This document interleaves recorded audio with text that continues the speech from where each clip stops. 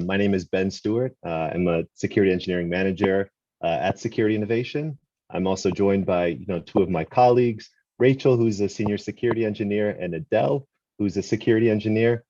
Both of them are experts in web application and cloud security and have found and fixed hundreds of vulnerabilities to date. So I'm really happy to have them on the call with me.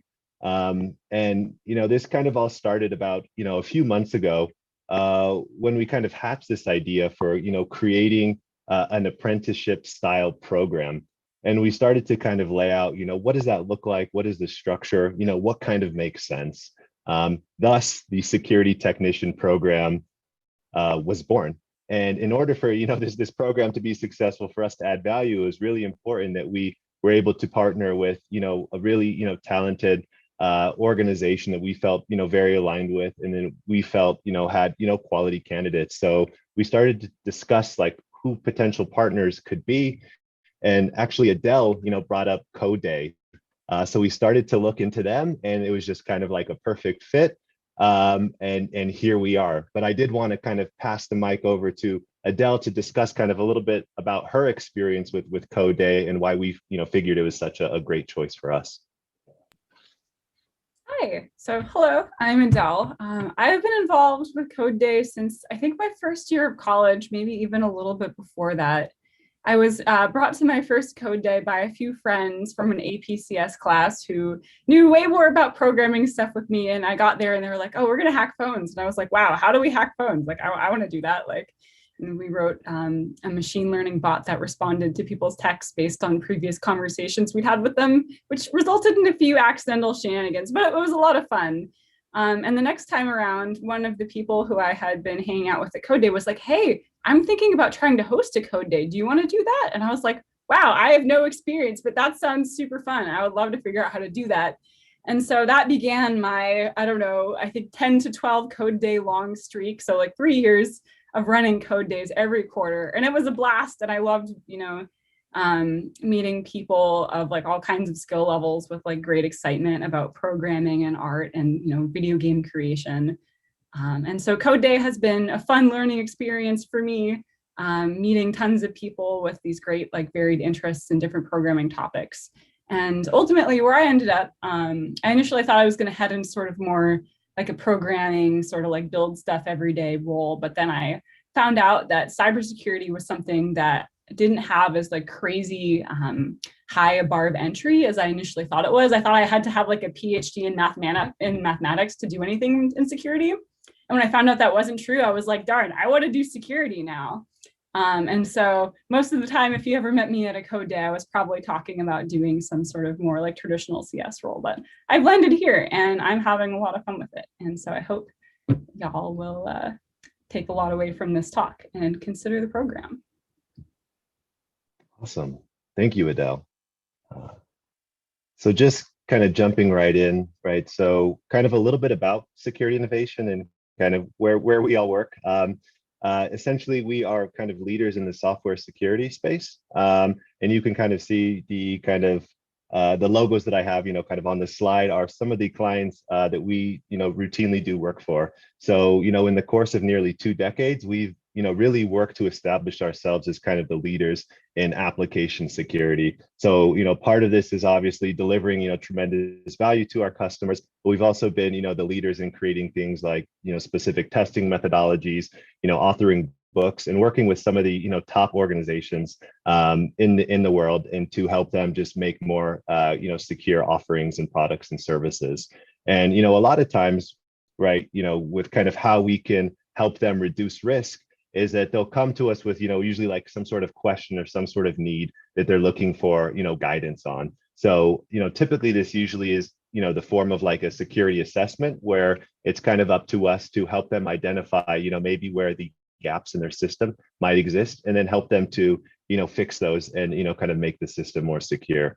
We also specialize in producing like education and training material, so ensuring that that developers, those that are working on the products, are equipped with the right tools to understand the security and be in a position to deliver solutions that don't put the organization at risk. And then kind of another area that we kind of touch on is is helping organizations meet specific standards. So depending on what they're building, there might be rules related to compliance or different regulations that they need to kind of meet. And so it's kind of on us to help kind of guide them to that goal. And once again, I think that it's just been really great over for me personally. I've been at SI for a little over 2 years now, but just being able to work with just a wide variety of spectrum of organizations. So like things that you use in your normal day to day, it's really cool to kind of see the inner workings and be able to work to secure them and make them safer for all users. And to date, right, security innovation has found thousands of software vulnerabilities. These are issues, right, that could theoretically be exploited by an attacker and cause doom and gloom to some of these organizations. But we've really worked to help secure a lot of these companies and the products that they're building, so the end user doesn't have to worry about some of those security concerns. And I kind of touched on a few areas that we specialize in, and primarily kind of with our role and kind of what we're going to be focusing on with this position is primarily on the security, the services side.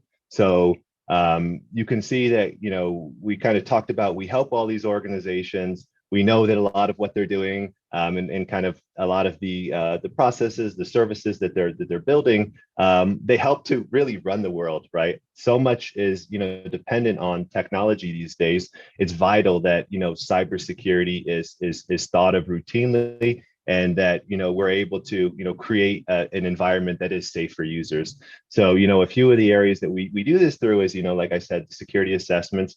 But we also specialize in in research and development. So that might involve us kind of going through and identifying a new technology, what might be needed to secure it, and how we can essentially build a testing methodology to do that.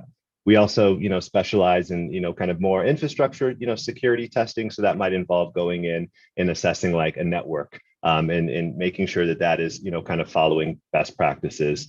Also, we offer a bunch of different training materials that could take the form of computer-based training where you can kind of walk through different courses. And we also offer these cyber ranges, where these are kind of like intentionally vulnerable sites, and they're a great teaching tool because it allows users to not just understand and learn what a vulnerability is. They're able to go in and actually exploit that in kind of like this this demo environment. And along the way, they're able to score points, and it's just like, I think, a really great learning tool. So kind of one of the primary focuses that we're looking for with this role, and we'll get into more details about what the role actually is we're specializing kind of in this security assessment kind of space. So you might be asking, like, at this point, okay, like you've said that a few times, like, Ben, like, what is a security assessment? And there are a few pieces kind of to that, right? And we kind of have them outlined in these columns with kind of explore, exploit, and educate. And I think it might be useful if we walk through an example. So say you have a friend who is creating, I don't know, like a website to sell like lasagna tacos, right? In your head, you might be thinking, wow, like lasagna tacos, that's like an interesting idea. I don't know if that's going to be a big hit. But we can use that to kind of think about, like, okay, we have this website. We're able to go in, we can say we can create this lasagna taco, we can order it, we can have it delivered. If our friend comes to us and says, hey, we want a security assessment, can you help us make sure that this is secure? The first step that we're going to do is we're actually going to explore this website. We're going to see, okay, like, what is the functionality, what is it responsible for, right? We identified, like, okay, maybe you can order something, you can have it delivered. Does that mean that you have to enter your credit card information, right? Does that mean you have to enter your address? So we understand kind of some of the functionality that is required for this friend of ours to meet their objective or their goal with this website. We also kind of think about it at a high level. So we understand, okay, like, here's kind of some of the granular functionality that is required of this service or this website. What kind of users are they going to have? Are these organizations, are these companies that are going to be asking questions that need help, or kind of like, who's going to be filling out the orders? Like, how many orders are they going to fill? Is this just like USD? Is this other currencies? and we use some of that material to, create a test plan. And the test plan itself will be, things that we just want to look at and spend time to actually test, right? So with something like, if there is credit card information or if someone has to create a user account, right, we want to make sure that they're doing things like storing, the passwords in a secure way. We want to make sure that they're not exposing any personally identifying information anywhere throughout the app. So that's kind of like the first phase within the security assessment. And I'm seeing now that we also have some Q&A questions, so I'm just going to pop those open real quick. So just it looks like the first one of the questions that we have is, kind of like a day-to-day for an apprentice, and how is that different than an internship? We're going to get to that in kind of one of the coming slides and in one of the upcoming slides. So we will cover that then. And it also looks like James mentioned that Adele, it said you were interested in CS. How do you think it's different from a traditional CS job? Kind of what is better about this, and are there any things you like less? I think that maybe we can, bring that up, towards I guess in one of the future slides, as we kind of get more into the role, and we can talk about then that there. So cool. So jumping ahead, right? So we talked about like what are the components of a security assessment. We kind of walked through us like exploring the functionality of this website for this, lasagna taco. Then the next step of that security assessment is going to be kind of on us to try and exploit some of that functionality. So based on the test plan that we created, we can start to identify some areas of the website that might be worthwhile for us to try and go through and see if we can do malicious things, right? So if we are concerned about, being able to, log in or what that functionality looks like, we can go in and test that, right? We can see maybe if there's, a SQL injection possible. Maybe there's some other information disclosure being leaked, like I said, with like the personally identifiable information. Maybe they're using, an old version of jQuery, right, that has vulnerabilities associated with it. So what we're able to do kind of during this exploit stage is we're going through the website itself and we're trying to essentially break it. We're trying to hack into it. We're putting on, kind of like our hacker hoodies, and we're going to go in there and try and look and try and find the weaknesses of the system. The third step is after we kind of go through and break the system is that our goal is to be able to kind of explain these findings and what we discovered to the customer or to our friend in this case. It's not enough just to go in and break their website. We want to be able to explain, to them how we would recommend, fixing that. And a lot of times, right, this is going to happen through the creation of, some sort of deliverable. A lot of times this will be like a final report. So what we're going to do is go through kind of each one of the individual findings that we made and kind of document like, this was the issue that we found. This is how, severe we think it might be. This is kind of an overview of how we were able to find and kind of reproduce this issue. And then we're going to tell them, okay, this is how we, kind of recommend fixing it. So this step, right, is probably, one of the most important because once again, it's not just enough to, find and exploit these vulnerabilities. We want the customer or our friend to be able to understand them at a deep level so they're able to, fix them so they don't have those issues going forward. Cool. So kind of just spending a little more time now talking about like, security innovation and some areas that, I think really make SI unique is that we have a wide kind of spectrum of specializations and expertise. So as I kind of hinted at earlier, one of our kind of our bread and butter is web and cloud security. But we also have, people on the team. We also have experts in mobile, cloud, IoT, blockchain, and kind of everything in between. So I think that's just been a really, great part of, being able to work at SI is because you get exposure to all these different sorts of technologies. So one day, you might be, hacking a web application, and the next day, you could be, going through like an Android app, right, and trying to find vulnerabilities there. And so I think that that's been a really kind of a great kind of perk, has been able to get this exposure to kind of like all these different technologies. I also think, kind of what makes SI unique is the fact that we, on the engineering side, are kind of like this little utopia, right? Where um, we're all kind of, nerds at heart, in a sense that we love learning new things. We love, exploring and diving deep down into these rabbit holes. And we like sharing that information to the rest of the team.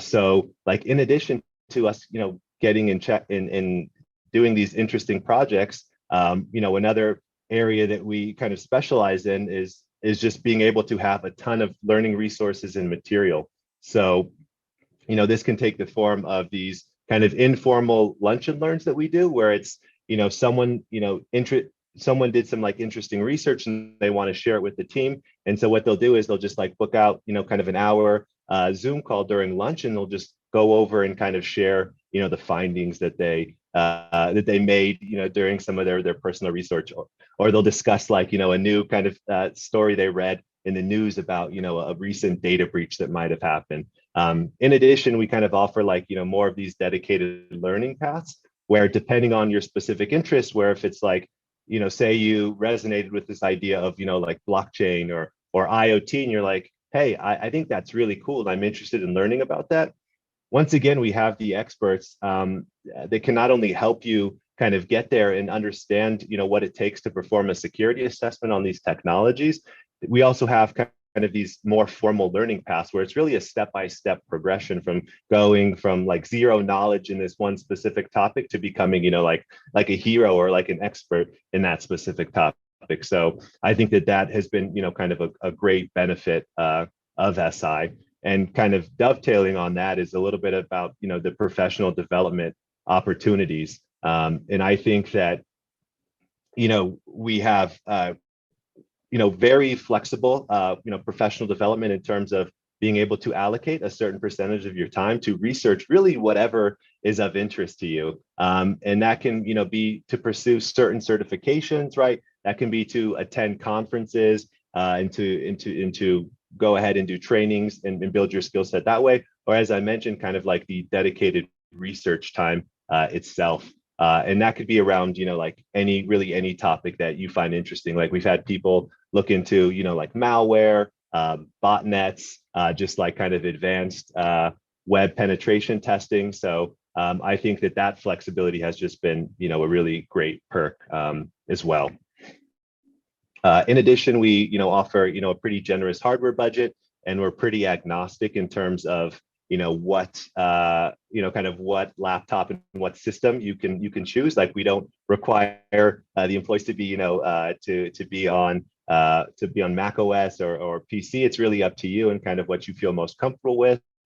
And you're able to really spec out like a nice machine that you feel comfortable with, and you're able to get the job done. And we also offer other perks like being able to work from home and have some flexibility there. We also offer, kind of top rated, health coverage, and then having like a pretty good, paid time off policy.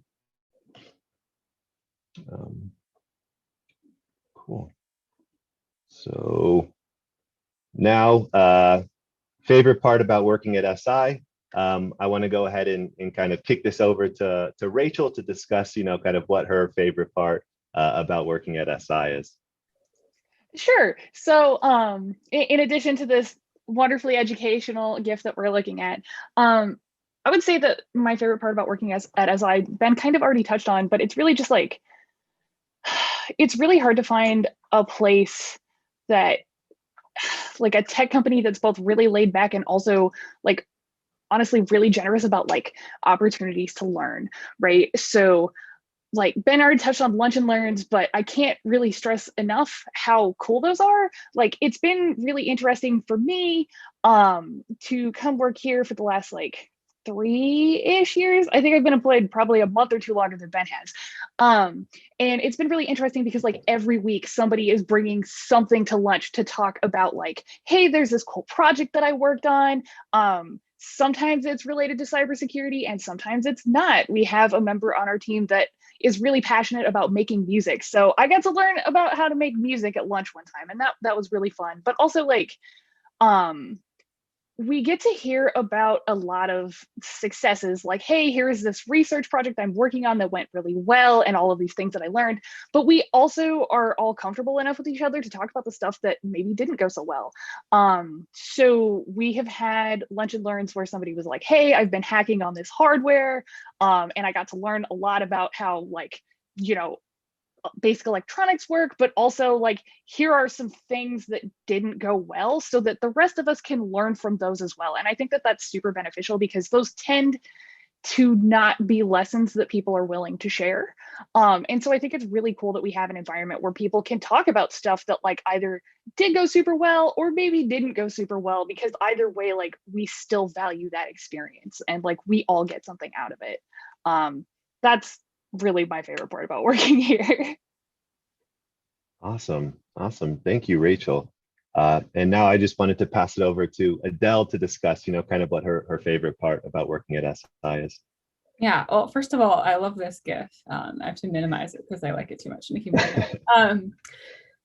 So I came to SI directly out of college, and one of the things that I really liked about being in college was kind of the academic community and how people were always like researching something or excited about something. And I was like, darn, like, I hope when I go into industry, people are still like this excited to share different like random things that they're studying with people, and like still in a space where they're excited about learning and just want everyone to come learn about the things that they're excited about. And I got to SI and I really feel like that's the case. Like, there's, as Rachel mentions, there's just like so many people who are like randomly excited about stuff. And it's not like they just want to like hang out in the corner and like be cool about it. They're like, no, we would love you to come learn about this thing with us and like become an expert on it too. And so that's also kind of just a nice thing about the security community in general, is there's just a lot of like conferences and like places to learn, because it's one of those like evolving fields where, like, as you may guess, security threats kind of change over time. And oftentimes there's weird new cool ones that come up that, for someone like me, they can be really relevant to my job. And then I get to go talk to really other excited people in my company about like the random new kind of vulnerability they've discovered. So yeah, definitely love the supportive environment full of people who are just excited to be in security and do security every day. Awesome. Thank you, Adele. And yeah, I think that I would definitely echo what they both said. It's, just kind of a tremendously kind of rewarding experience to be around so many, smart and talented and just excited people. And, originally, once we shifted to kind of being remote with the pandemic, I was worried that, we were going to lose some of that, kind of some of those touch points. But I think that we've done a really amazing job carrying over kind of that same energy and that same communication into like the tools that we use day to day, like Slack and Zoom, and having like our engineering team meetings or the lunch and learns, because we still get that exposure. We're still able to see, kind of what everyone is working on. And I think that knowledge share has just been awesome. So thank you both for sharing. And I echo those same sentiments. Also, I have to change the slide because this GIF, is starting to get way too distracting. Just staring at it. Cool. Great. So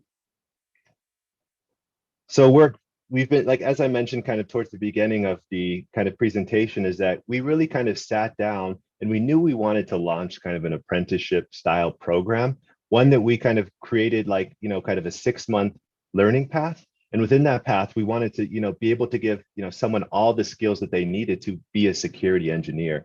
And the result of kind of a lot of that, deep thinking, kind of like, those months of kind of iteration is what we're referring to as the security technician program. And this is something that we're all very excited and happy to launch, because we've put a good amount of thought thinking through like, okay, what is the progression to take someone from kind of like this baseline and then start introducing and layering these various kind of security ideas, these concepts, and really kind of build up that knowledge and expertise. So at the end of that 6-month period, we can drop this person in an engagement on whether that's using like AWS or something else, and have them be productive. And so really that's the goal of this kind of program, is that it's a 6-month paid program, and it's strongly kind of reliant on this mentorship model. So really throughout this process, you're going to be going through, things just like, a normal like security engineer would. And I guess I can kind of answer like this question now that was posted earlier was like, okay, like what does, a day in the life look like for an apprentice, right? How is that different than an internship? So in the early stages, right, of the apprenticeship, I would say that they're going to be very similar between what an apprenticeship, between what an apprentice and an intern is doing at SI. And the good thing about that is that they're doing a lot of very similar work to, what everyone is doing, what the full-time security engineers are doing. So once again, it's going to be very hands-on. There's going to be a lot of learning material. You're going to be doing things like reviewing and writing reports. You're going to be able to be hands-on shadowing projects and hacking things, sharing kind of what you find. So I would say, that the position itself and the day in the life is very similar to just a normal security engineer, with primarily kind of the early part of that internship, being focused on, kind of the ramp up and just getting some of those security concepts in place.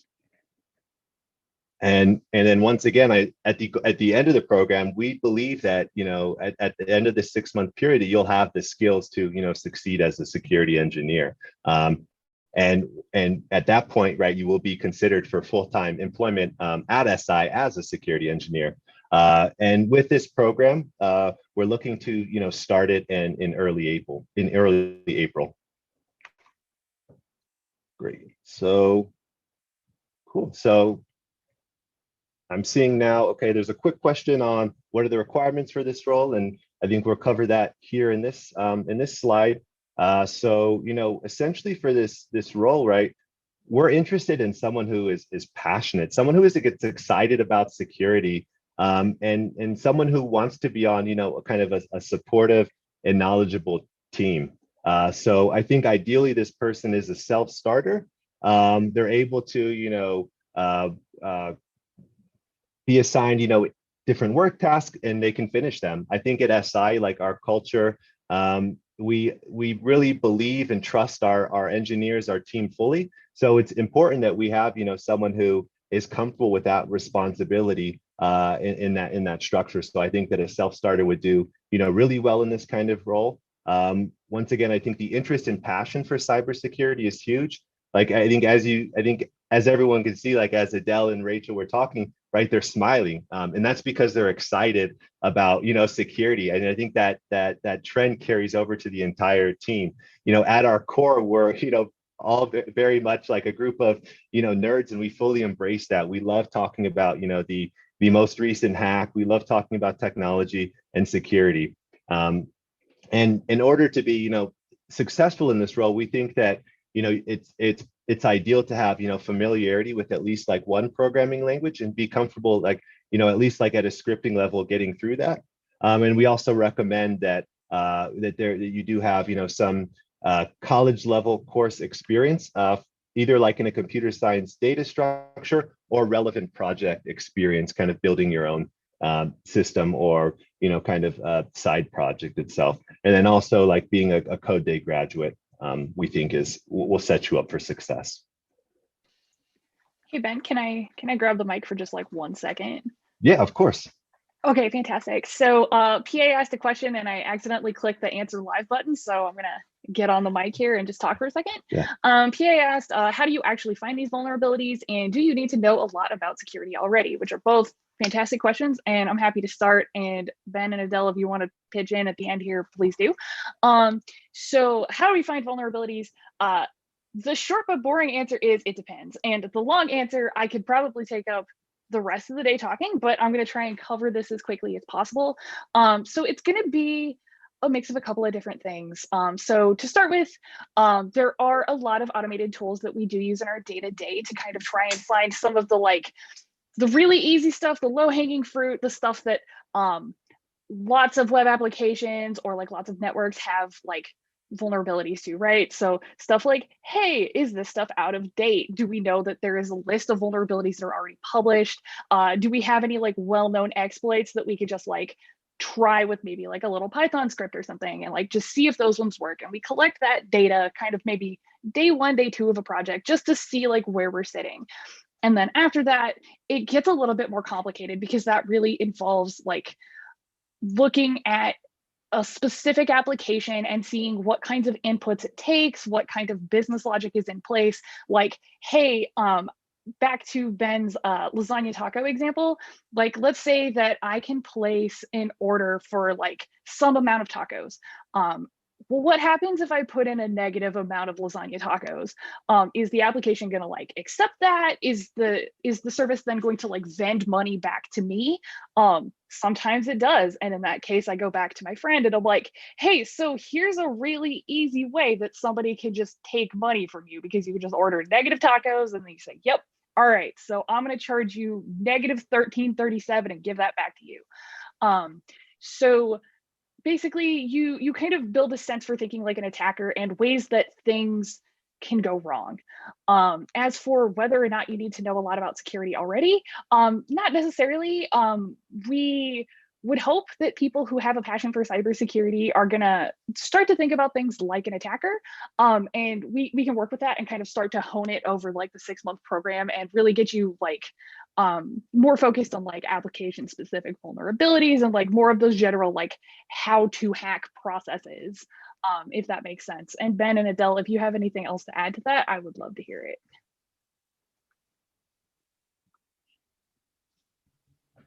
Yeah, I definitely echo Rachel's thoughts. Every application is a little bit different, and you sort of get comfortable with your own methodology of how to find things. But sometimes, like there's a lot of things that are kind of scattered across applications, like certain kinds of script injection, where it's like, okay, like I kind of need to check every spot. And then sometimes you get to just like think like, what's the worst possible thing that could happen with this application? And how would I do it? And a lot of times it turns out that you could actually just do it because the developers weren't thinking from an attacker perspective when they made it, and they, you know, never expected someone to realize they could make an API call to an API that they didn't, you know, make public. So it definitely varies, but you definitely, if you do this apprenticeship, you will kind of gain the attacker mindset if you don't have it already, and think about, you know, how to make things go wrong in ways that are really good for you or, you know, the hypothetical attacker. Awesome. Yeah, and I completely agree with what Rachel and Adele, you know, kind of brought up and mentioned. They hit the nail on the head. That a lot of times, right, when we kind of go back through kind of our 3-step process, right, when you explore that kind of initial, you know, service or what exactly you're testing, you're going to start to, you know, identify like what are these cases, like how should this, you know, kind of application or website work, and then a lot of what we do then is trying to find those edge cases or those gray areas where the system doesn't work, you know, kind of as it's intended, and look to then once again like exploit them. Awesome, great. And it looks like there was another question asked by Clanty. Apologies if I'm not pronouncing that correctly. And they asked, you know, are people who, you know, already graduated from college be considered for this role? And yes, so it's open to those who have graduated from college or not. That's not a requirement, you know, kind of for this specific role. So let me just click on that answer live. So having a college graduate degree is not, you know, kind of a requirement for this role. We're open to those that do and those that do not. Cool. And it looks like we had another question around like using tools like, you know, Metasploit or Nessus. So those typically, you know, won't come up in the day-to-day kind of engagements that we have with customers. I think that having a familiarity with those was going to be super useful to kind of what we do. And I always forget to click the answer live, so sorry, let me try that again. So for using tools like Metasploit or Nessus, right, and some of those other automated scanners, it's definitely great to have a tool, to have knowledge of using tools like that, and they will come up quite a bit with different certifications. However, for like day-to-day, we don't use those tools like directly usually. However, a lot of what, you know, kind of that tool is doing under the hood, you will do in other ways, right? And a lot of that will be driven from like creating those test cases, kind of working through them, and then identifying kind of those areas, and then trying to, you know, exploit them, and then, you know, help the customer to fix them. And yeah, so will there be training for, another question was asked, so will there be training for people that have, kind of very little security experience? And definitely, right? So that's the whole kind of premise of how we're thinking through this apprenticeship style program, and why we have, kind of such a reliance on the kind of mentor kind of structure within the program itself. So I think that seeing the program outline kind of helps to provide like a little more context into what this kind of role looks like. But really, I think we're most interested in people, who are, primarily excited, about security. And I think that there's a lot that we can, teach, and then we have kind of specified this program outline, for someone coming in that has, kind of relatively little security experience. So our plan is to, help, train and mentor and guide that person to going from, maybe a little bit of security experience to, kind of knowing a lot more and being, a productive security engineer. Cool. Great. Great. And so now just jumping into kind of like the program outline. So, kind of within the first like 1 to 3 months of this program, a lot of the focus is going to be kind of building up the foundation, getting familiar with what we do at Security Innovation. You're going to be assigned a mentor. You're going to have, kind of like these 3 times, or these check-ins kind of 3 times a week. We're going to start to work to identify, what specific technologies are you interested in? Are you interested in blockchain? Is mobile potentially a good fit? We're going to have you, kind of after you've built that foundation, and you understand kind of like the terminology, the vocabulary that's used in the security space, what you're going to do then is you're going to be shadowing projects. And when I say, shadowing projects, it's not like you're just going to be kind of sitting in the background and watching kind of other engineers tackle this. No, you're going to be, you're going to be pretty hands-on. You're going to be going through, you're going to be working through test cases. If you find, a vulnerability, you're going to be writing reports on it, and you're going to be on the calls, and you're going to be able to help, walk that, customer through any issues that might come up. So really, we see kind of like the first like 1 to 3 months as being like that ramp up period, kind of identifying what your interests are and kind of growing. And one point that I forgot to mention in that first kind of 3 months is this idea of a research project.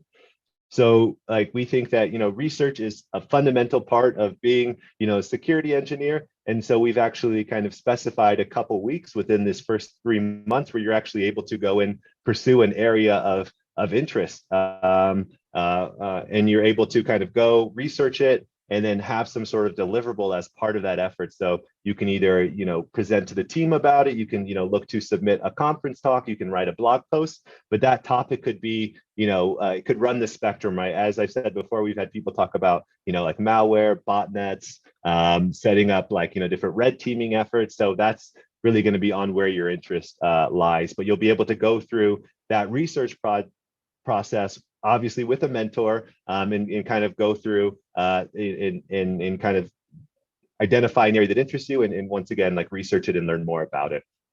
In months kind of 4 to 6, right, that's where we kind of build on some of that foundation that we kind of set up in the previous months. So we're going to continue with kind of like the mentor check-ins. We're going to provide, resources to pursue more advanced learning paths. You're going to be able to continue to shadow different projects. You'll be able to once again present, your research topic and either to the team or elsewhere. You'll be able to, write technical blog posts or different technical material. And one other area is that, we're going to get you comfortable like going through like a mock interview for what it would look like if you like interviewed like for like a security engineer position with us. And this is something that, obviously we think is super nerve-wracking, but we think it's an important skill to have. And we're going to kind of like do this in a controlled setting, and we'll kind of walk through like what those sections look like, and you'll understand kind of how we interview, and then also you'll be, prepared and have gone through that, process. So you'll kind of know exactly what to expect there going forward. And it looks like just a quick question from chat. So it looks like Joseph asked, can undergraduates apply? So this is going to be a full-time role for this 6-month period. So I would say that if you're currently if you're enrolled in school full-time, it's probably not going to be it's probably not going to work. So I think that, I would recommend, graduating prior to doing this, just because those 6 months it will be full time. Yeah. Cool. So cool. Now getting to the good stuff, right? So how to apply. So, we're including kind of this email here. So if you're interested in this role, if this is something that, you could see yourself doing, what you can do is go ahead and draft an email to this address. You can just include the subject security technician role. Please attach your resume and also include a paragraph about why you're interested in cybersecurity. And the deadline for kind of this application is going to be this Sunday at 9 p.m. So we just encourage you all to, if you're interested, to apply the sooner the better. And then we'll be able to, kind of respond to you in a very timely manner. And if you're, kind of interested in learning more about kind of security innovation, we've included kind of a link here. And you can go ahead and follow that. And I think that Adele will also be following up kind of in the Discord channel as well with guidance. And we'll also look to include kind of this presentation as well there. So just everyone has access to it. Great. So just going to give people like 30 seconds if they need to write it down or anything. Great. Yeah. So a question came in asking if that's all that is needed to apply. And correct. So really all you need to apply is just send an email to this address, attach your resume and add a paragraph about why you're interested in cybersecurity. After we receive that, you'll get another response back from us. And, kind of the next step is that we're going to actually give you a link and access to one of these cyber ranges that we talked about earlier.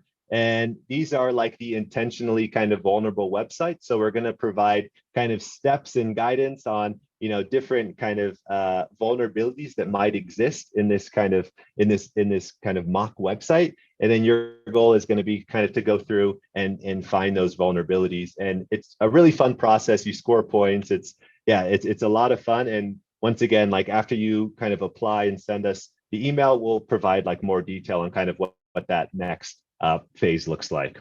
And then assuming that goes well, then that's when we'll have like, kind of like the 3 rounds in person. So that's the process at a high level. Cool. So just jumping ahead. Yeah, now I just want to kind of take some time to open up the floor to any questions.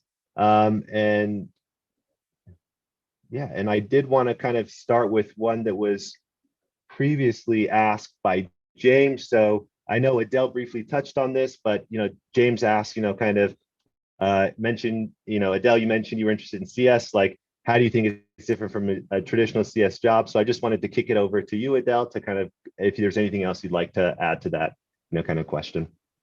Sure. Yeah. So in a traditional CS job, just to make sure we're all on the same page, we're probably thinking of something like we're at Amazon and we're, working on Amazon S3, like making the S3 buckets. So working on some sort of storage that lives in the cloud. So some sort of, you're on a technical team and your job is to just build out a product and maintain it or something like that.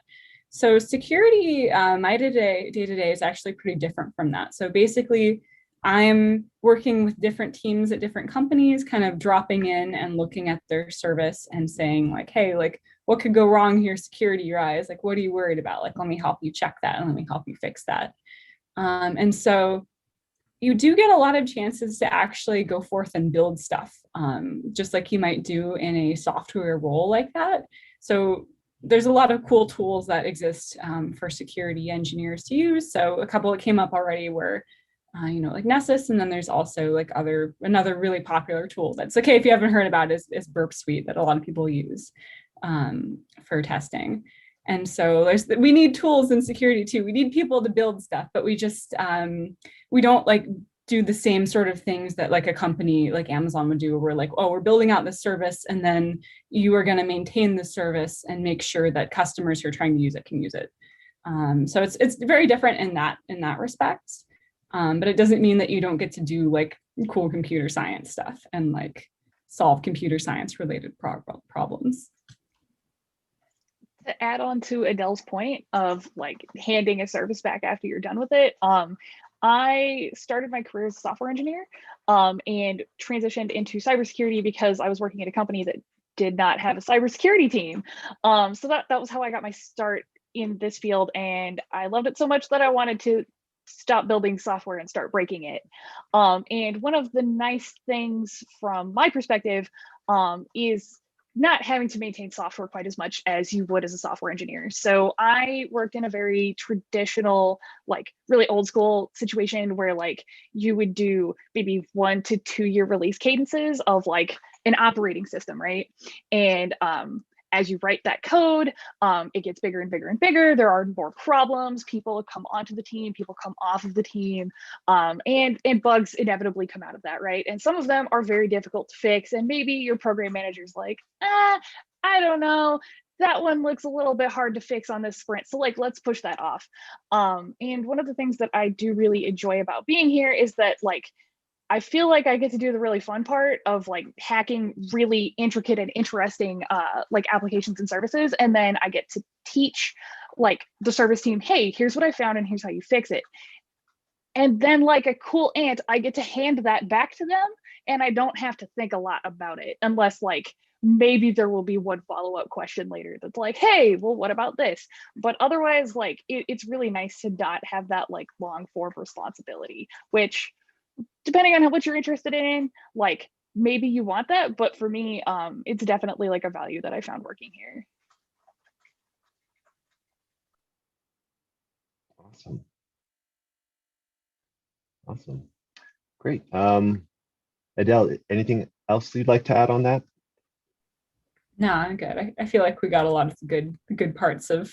I will say I definitely agree with Rachel. It's nice to not, I think, maintain big tools, and I feel like everyone who's been in tech for a while like has a friend who's like maintaining something and they're like, oh god, like I don't want to maintain this 15-year-old code that 3 people who don't work here anymore wrote, and like you never have that situation, which is nice. So I'm sure there's some interesting qualities about that situation too. Awesome. Thanks. And it looks like there was another question from Clanty, and they were just asking about kind of the 3rd round challenge and kind of what that part of the interview process looks like.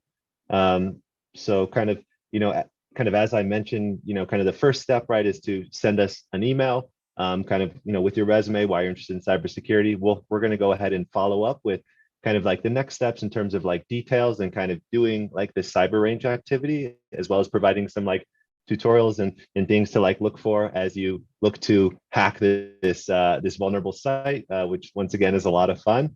After you get through that, essentially there's this 3rd round kind of interview process, and the question was, is this similar to a regular kind of software engineering interview, focusing on like data structures and algorithms? And I would say it is not. So like the focus itself, and why it's different is, I think the format itself is going to be shorter. So this is going to be in total a couple hours versus kind of other organizations who might be half a day or an entire day.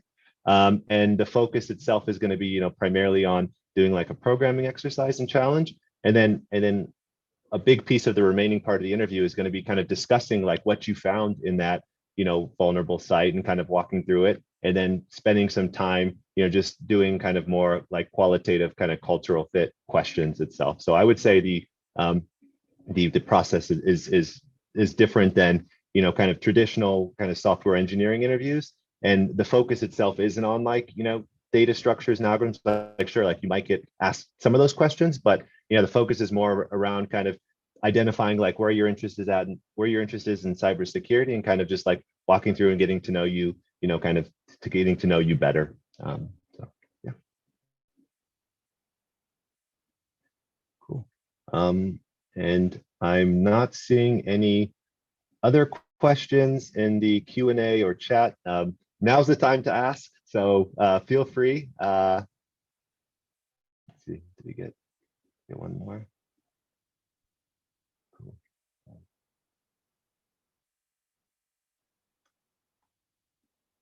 Yeah, so if we don't have any other questions, yeah, I just wanted to yeah, thank you all for attending. You know, I think as mentioned, like Adele has been in the Discord and she's following up kind of there. So if you do have like intermediate questions, you can go to her and ask them. But once again, we're just really excited to be able to present this opportunity. We've spent, like I said, a few months kind of thinking through it and kind of fleshing out the details, and we're just really looking forward to hopefully getting a lot of emails and then kicking off this process, because we really think that this is a really cool role, and we think that the time that we've put into this is really going to add a lot of value. And once again, I think that working at security innovation is just a really kind of awesome, unique experience. And for someone that is once again a self-starter, has an interest in cybersecurity, wants to get better, I think that this is really a great opportunity, and one that doesn't come along often in this space. So thank you all for letting us kind of present it, and we're looking forward to kind of hearing from everyone. So thank you.